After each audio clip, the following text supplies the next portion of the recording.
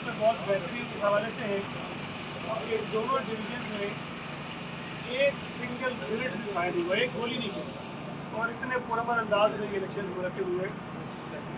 हाथापाई कहीं कहीं हुई, कहीं तलखलामी हुई, लेकिन वो मैं समझता हूँ कि जो माजी के इलेक्शन हैं उसके मुकाबले में कुछ भी नहीं था और लॉ एंड ऑर्डर के हवाले से, इलेक्शन के दिन के हवाले से इंतखाबात बहुत अच्छे हुए। इलेक्शन होने के बाद पहले तो जमात इस्लामी ने 6 यूनियन कमेटीज़ के हवाले से एक दरख्वास्त यहाँ दी और उसमें भी ये हुआ कि जो कैंडिडेट हारे थे वो नहीं आए, बल्कि जमात इस्लामी के अहदेदार हैं उन्होंने दरख्वास्त दी उन 6 की 6 यूनियन के इकट्ठे कि जनाब इनके जो नताइज हैं वो गलत तरीके से आर ने जारी किए। उनका कहना यह है कि जो फॉर्म 11 है, जो पोलिंग स्टेशन पर एजेंट को नतीजा मिलता है प्रिजाइडिंग ऑफिसर की जानिब से, उसके मुताबिक जमात इस्लामी जीती हुई है, लेकिन जो नतीजा आर ने जारी किया है उसमें जमात इस्लामी के उम्मीदवारों को हरा दिया गया। इलेक्शन कमीशन ने हमें सुने बगैर उस पर एक तो नोटिस जारी किया और रिटर्निंग अफसर्स को उसकी कंसोलिडेशन से रोक दिया और फिर ये भी कह दिया कि जी इस पर मजीद कोई कार्रवाई आप ना करें। वो 6 की 6 यूनियन रुक गई। उसके कुछ दिनों बाद जमात इस्लामी ने 3 और यूनियन कमेटीज़ की दरख्वास्त दी और उसी तरह एक शख्स आगे कहा जमात इस्लामी के अहदेदार ने कि जनाब ये 3 यूनियन कमेटीज़ हैं जिसमें फॉर्म 11 के मुताबिक आर ने जमात इस्लामी को जितवा दिया था। वहाँ कह रहे हैं कि आर ने हरवा दिया या आर ने जितवा दिया था। जो 3 उम्मीदवार हारे थे उन्होंने रिकाउंटिंग की दरख्वास्त दी जो कानून के मुताबिक वो दे सकते थे, चूँकि जो जीत का फ़र्क है, जो मार्जिन है वो बहुत कम था। उन तीनों यूनियन कमेटीज़ में रिकाउंटिंग हुई और उस रिकाउंटिंग के नतीजे में एक यूनियन कमेटी PTI जीत गई, जमात इस्लामी हार गई, और 2 यूनियन कमेटी ऐसी थी जो पीपल्स पार्टी जीत गई और जमात इस्लामी हार गई। अब ये दोनों में फ़र्क आप देखें, एक तरफ वो कहते हैं कि जी हमारे फॉर्म 11 के मुताबिक RO रिजल्ट नहीं दे रहा, वो ज्यादती कर रहा है। दूसरी तरफ उनके फॉर्म 11 के मुताबिक RO ने रिजल्ट दिया और रिकाउंटिंग की और रिकाउंटिंग के नतीजे में जमात इस्लामी हार गई। इसका मतलब ये है कि उनके पास जो फॉर्म 11 है वो शायद ठीक नहीं है, कहीं कहीं उनके अंदर कोई मसला है। तो ये दोनों में फ़र्क था। इलेक्शन कमीशन ने हमें सुने बगैर उन 3 यूनियन कमेटीज़ का भी, जिनकी कंसोलिडेशन भी हो चुकी थी, फॉर्म 13 भी इशू हो चुका था, फॉर्म 14 भी इशू हो चुका था और उसके भी जो नोटिफिकेशन थे उसको रोकने का हुक्म जो जारी करवा दिया। अब पिछली पेशी में जब मैं भी आया था तो हमने इलेक्शन कमीशन से गुजारिश की, हमने तो कानून को पढ़कर, आइन को पढ़कर ये समझा कि इलेक्शन कमीशन का इख्तियार बहुत महदूद है और वो इस किस्म के केसेस नहीं सुन सकता, लिहाजा हम नहीं आए। लेकिन अगर आप ये केसेस सुन रहे हैं तो ऐसी शिकायत पीपल्स पार्टी के उम्मीदवारों को भी हैं, लिहाजा हम वो केसेस आपके पास लाएंगे और मेहरबानी करके उनको भी इन केसेस के साथ जोड़ दीजिए।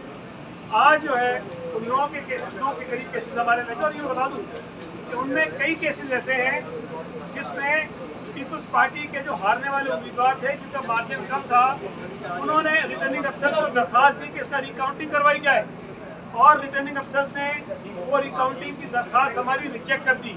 यहाँ ये एलिगेशन लगाया जा रहा है कि चूँकि वो सारे अफसर सिंध हुकूमत के थे, पीपल्स पार्टी के थे और पीपल्स पार्टी के उम्मीदवारों को उन्होंने फेवर किया, या हमने रिकॉर्ड में चीज़ें लगाई हैं कि उन्हीं सिंध हुकूमत के ऑफिसर्स ने पीपल्स पार्टी के उम्मीदवारों की जायज़ दरख्वास्तें रिकाउंटिंग की मुस्तरद की हैं।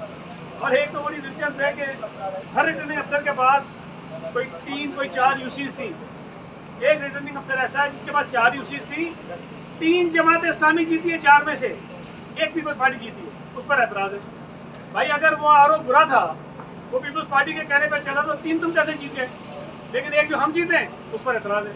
तो यहाँ पर बेसिकली PTI के जो आप आए थे, मैं उस पर मज़ीद बात भी करना चाहता हूँ, उन्होंने भी और जमात ने भी ये तासुब देने की कोशिश की कि पीपल्स पार्टी पता नहीं कैसे जीत गई कराची में, वो तो जीत नहीं सकते। लेकिन अगर आप कराची की जो सियासी या इंतखाबी तारीख है उस पर गौर करें, मैं ज़्यादा पीछे नहीं जाता हूँ, 2002 के इलेक्शन के बाद 2008 का इलेक्शन, 2013 का इलेक्शन 2015 का बल्दियाती इलेक्शन, 2018 का जनरल इलेक्शन, फिर 2021 का कैंटोनमेंट का इलेक्शन और फिर इस वक्त के बल्दियाती इलेक्शन। पीपल्स पार्टी कराची के कुछ इलाकों में अपना असर रसूख और वोट बैंक रखती है और हमने उन्हीं इलाकों से इस मरतबा भी जीता है। हमने मेहनत ज़्यादा की, हमने अपने जो नाराज़ लोग थे जो हमेशा एक दूसरे के सामने खड़े जाते हैं उनको खड़े नहीं होने दिया, उनको राज़ी किया, उनको मिन्नतें की, बिठाया और हमारे कैंडिडेट्स ने मेहनत की, लिहाजा हमारी कारकर्दगी अपने इलाकों में कुछ बेहतर हो गई। जमात इस्लामी जितने इलेक्शन मैंने आपको गिनवाए, इन सारे इलेक्शन में जमात इस्लामी का ज़रा असर और वोट तो देखें कराची में कितना है, कहीं कुछ नहीं है, गायब थे बिल्कुल सिरे से। तो एक आधी सीट कैसे जीते और हार जाते थे। तो भाई तुम्हें 84-85 सीटें मिल गई, हैरान कुन नतीजा अगर कराची में किसी जमात का है तो वो जमात इस्लामी का है, पीपल्स पार्टी का नहीं है।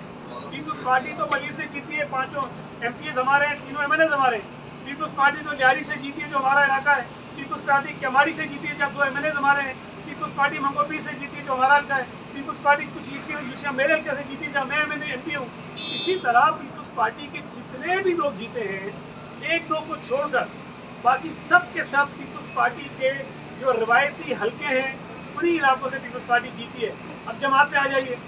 डिस्ट्रिक्ट सेंट्रल 2015 के बल्दियाती इलेक्शन होते हैं, 51 यूसीज थी, 51 टोटल, उसमें से 50 MQ जीती है एक पीपल्स पार्टी में। 2023 के इलेक्शन में वहाँ यूसीज कम हो गई, 45 हो गई, 42 पे इलेक्शन हुआ, 4 पीपल्स पार्टी जीती है, 38 MQ ये PGI जमात इस्लामी जीती है, 38। हम 1 से 4 पे गए, तुम 0 से 38 पे आए हो। हैरान को नतीजा हमारा है क्या तुम्हारा है भाई? कुरंगी में तुम्हारा कुछ नहीं था, तुम्हारे 21 जो चेयरमैन वहाँ से जीत गए, पीपल्स पार्टी का कोई नहीं था, 3 जीते। हमारा तो कोई हैरान को नतीजा नहीं है। तो जमात इस्लामी और PTI को परेशानी ये है कि जो पीपल्स पार्टी को ये इतना क्रिटिसाइज करते हैं, पूरी ऑर्गेनाइज कैंपेन चलाते हैं कराची में हमारे खिलाफ, लेकिन इस मरतबा अगर लोगों ने पर एतमाद किया तो ये हैरान तो नहीं है। तो भाई इससे पहले जो कैंटोनमेंट बोर्ड के इलेक्शन हुए वो सिंध हुकूमत ने नहीं करवाए, वो कैंटोनमेंट के बोर्ड में होते हैं। वो तमाम इलाके वो हैं जहाँ पीपल्स पार्टी रवायती तौर पे कमज़ोर रही है, लेकिन इस मरतबा 6 कैंटोनमेंट बोर्ड के जब इंतखाबात हुए, पीपल्स पार्टी ने सबसे ज़्यादा वोट लिए। पीपल्स पार्टी ने हर कैंटोनमेंट बोर्ड से सीट जीती है, किसी जमात ने नहीं जीती, ना PTI जीती, ना जमात जीती, ना MQ जीती। पीपल्स पार्टी वाइज जमात है जो 6 के 6 कैंटोनमेंट बोर्डों से जो वो जीती है। पीपल्स पार्टी 6 में से 3 कैंटोनमेंट बोर्ड के वाइस प्रेसिडेंट हमारे हैं।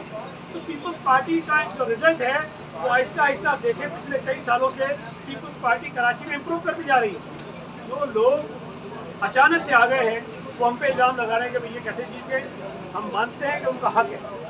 अगर वो ये समझते हैं कि उनके साथ ज्यादती हुई है तो उनका हक है, इलेक्शन कमीशन में जाएं, ट्रिब्यूनल में जाएं, सुप्रीम कोर्ट में जाएं, हाई कोर्ट में जाएं, हम इससे उनका इनकार नहीं करते। लेकिन साथ साथ वो इस बात को भी तस्लीम करें कि पीपल्स पार्टी को अगर एतराज़ात कही है और अगर वो इलेक्शन कमीशन में आते हैं, हम सुप्रीम कोर्ट में जाते हैं, हाई कोर्ट में जाते हैं, तो उसे हमारी भी बना तस्लीम करें। हमने ये कहा, बार बार कहा कि जमात इस्लामी का ये हैरान को नतीजा, लेकिन हम उसको मानते हैं। हम ये मानते हैं कि जरे जो लोगों ने आपको मैंडेट दिया है, लेकिन जिस तरह हम खुले दिल से आपका मैंडेट मानते हैं, आप भी पीपल्स पार्टी के मैंडेट को माने। और जहाँ जहाँ पर एतराज़ात हैं, इनकी जो प्रेयर है, जो 6 यूसीज पे की है खुद दरख्वास्त, जो हम समझते हैं कि गैर मुतल्लिका शख्स ने दी है, कानूनी तौर पर वो नहीं दे सकता, लेकिन उस दरख्वास्त में भी वो कहता क्या, वो कहता है कि इन यूसीज में इलेक्शन कमीशन अपनी निगरानी में रिकाउंटिंग करा दे, अपनी निगरानी में। हम पहली पेशी से कह रहे हैं, पहली पेशी हुई, दूसरी हुई, आज तीसरी हुई, कि जो उनकी इस्तदा है, जो उनकी प्रेयर है कि इलेक्शन कमीशन अपने ऑफिसर की निगरानी में उनकी रिकाउंटिंग करा दे, हमें कोई एतराज़ नहीं, आप करा दीजिए। सिमिलरली अगर हमें कहीं एतराज़ है कि हम ये समझते हैं कि उसकी रिकाउंटिंग होनी चाहिए, इलेक्शन कमीशन अपने किसी अफसर की निगरानी में, यहाँ से किसी को भेज दें, इस्लामाबाद से भेज दें, किसी की भी निगरानी में उनकी रिकाउंटिंग करा दीजिए। जब बैग्स खुलेंगे सारी चीज़ें सामने आ जाएंगी। अगर कहीं टेम्पर हुआ होगा वो भी आपको पता चल जाएगा, अगर ये टेम्पर नहीं होगा, जायज़ रिजल्ट होगा, वो भी आपके सामने आ जाएगा।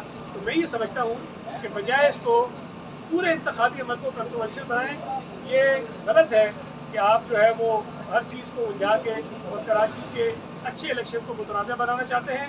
इंतखाबात में इस किस्म की शिकायत होती हैं, हर इलेक्शन में होती हैं, हर हारने वाले उम्मीदवार को होती हैं, लेकिन उसको उठाने का, प्रोटेस्ट करने का, एजिटेट करने का, कानूनी फोरम्स पे जाने का एक रास्ता मौजूद है। हमें उसी तरह से करना चाहिए जिस किस्म की बातें कुछ PTI के चवनों ने अंदर की थी, मैं मुनासिब नहीं समझता कि इस तरह की बातें होनी चाहिए। आपका कराची में भाई कोई रिजल्ट था ही नहीं। आपने जो 18 में इलेक्शन जीता था, सारी दुनिया को पता है आपको कैसे जिताया गया था। उसके बाद ये बड़ी दिलचस्प बात है, कभी आपको याद करनी चाहिए कि इमरान खान जीता कराची से NA-243 से 90,000 वोट। आरिफ अलवी जीता कराची से 247 से 90,000 वोट। उसके बाद इनकी हुकूमत बन गई, आरिफ अलवी साहब सदर बन गए, इमरान खान वज़ीर आज़म बन गए। इन दोनों ने नशिस्तें छोड़ दी।